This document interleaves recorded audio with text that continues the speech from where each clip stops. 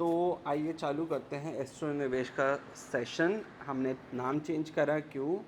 क्योंकि अब हम ज़्यादा एस्ट्रो ट्रेडिंग पे फोकस करते हैं, तो हमने सोचा नाम भी वो करें, और ये हमारे आने वाले ऐप का भी नाम है एस्ट्रो निवेश। होपफुली अगर सब कुछ सही जाता है तो ये ही नाम रहेगा।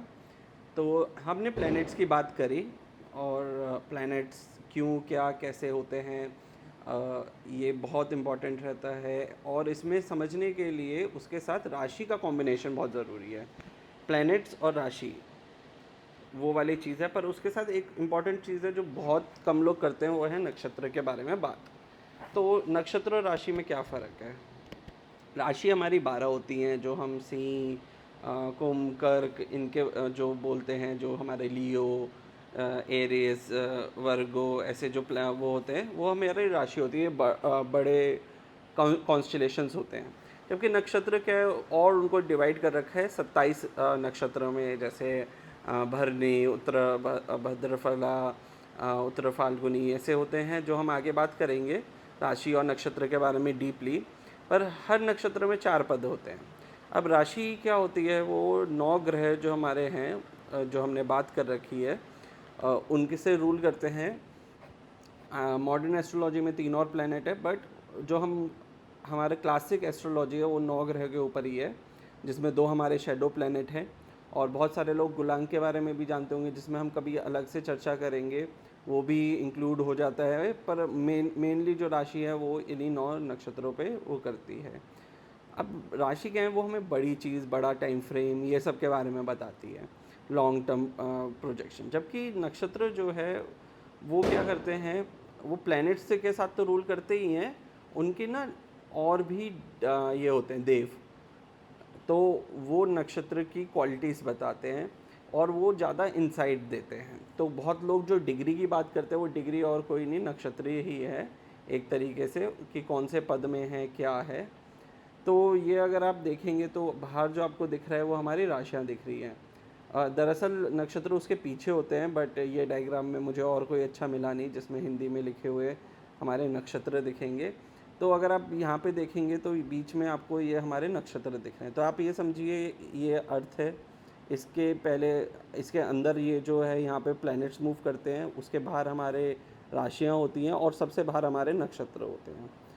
ठीक है। ये सब ग्रीक के हिसाब से इन्होंने बना रखा है, और कोई फ़ोटो नहीं मिली, मैं बहुत क्षमा चाहता हूँ कि क्लियर फ़ोटो। तो हर राशि में आप देखेंगे मल्टीपल नक्षत्र है, मतलब 2.5 नक्षत्र जितना होता है। तो कभी कभार आधा आधा नक्षत्र और एक पूरा नक्षत्र आपको मिलेगा। जैसे आप इसमें देखिए, अश्विनी के 4 पद, 1 2 3 4, भरणी के 4 पद, 1 2 3 4, और कृतिका का 1 पद। फिर नेक्स्ट उसमें क्या होगा, कृतिका का 3 पद, रोहिणी के 4 पद, मृगशिरा के 2 पद। तो ऐसे करके ये सब डिवाइडेड होता है और ये घूमता रहता है। तो ऐसे करके ये नक्षत्र और नक्षत्र पदा बहुत इंपॉर्टेंट रहते हैं, क्योंकि हर सबके एक डीटी होता है, और वो आपको बताता है कि कैसा रहेगा आपके आगे का कर्म।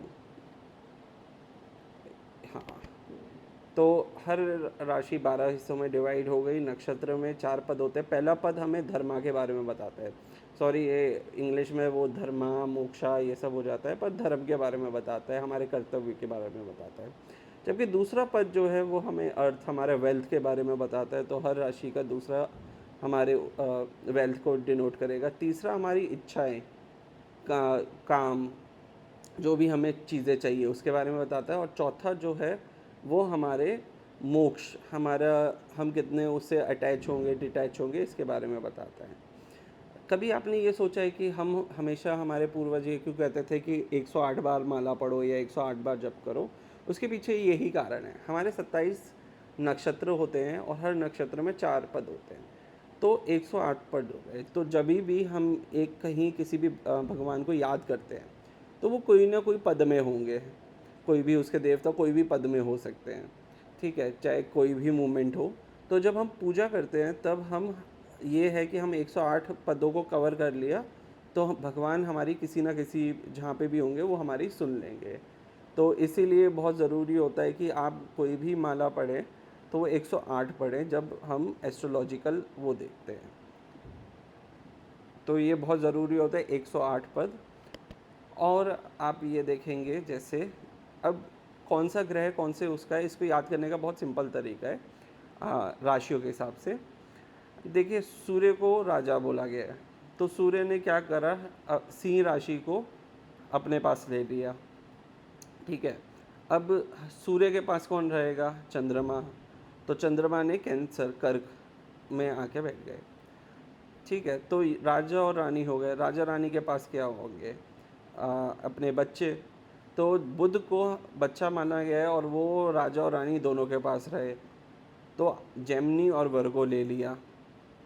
ठीक है, अब जेमिनी और वर्गो इन्होंने ले लिया जो एकदम आजू बाजू है, तो वो माँ के पास भी है और बाप के पास भी है। ठीक है, उसके बाद शुक्र, शुक्र ग्रह जो है उन्होंने उसके बाजू के वो ले लिए जो इनके ये क्या कहते हैं राजकुमार के पास रहेंगे। फिर आते हैं सेनापति। सेनापति थोड़ा घर से दूर और ये सब रहते हैं। ठीक है, शुक्र ग्रह को मंत्री भी माना गया इसलिए वो राज्य में रहेंगे। अब मंगल ग्रह, मंगल ग्रह को सेनापति अपोलो, तो वो क्या है वो थोड़ा सा दूर रहेंगे, तो उनको एरीज और स्कॉर्पियो दे दिया। ठीक है, अब इसके बाद हमारे आते हैं गुरु जो है जुपिटर।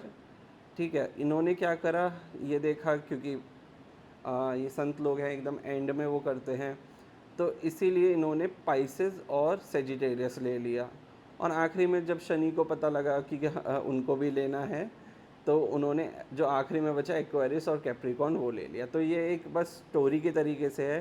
कहाँ से है याद रखने का सबसे बढ़िया तरीका, राजा आपका सूर्य हमेशा राइट में रहता है, लेफ़्ट में रहती है रानी कर्क, दोनों तरफ जो जगह बची वो उनके बच्चे मरकरी ने ले ली, फिर वीनस ने ले ली जो उनके मंत्री है, फिर मार्स ने ले लिया, फिर गुरुदेव ने ले लिया जुपिटर क्योंकि गुरु ग्रह है तो वो ले लिया, और आखिरी में शनि।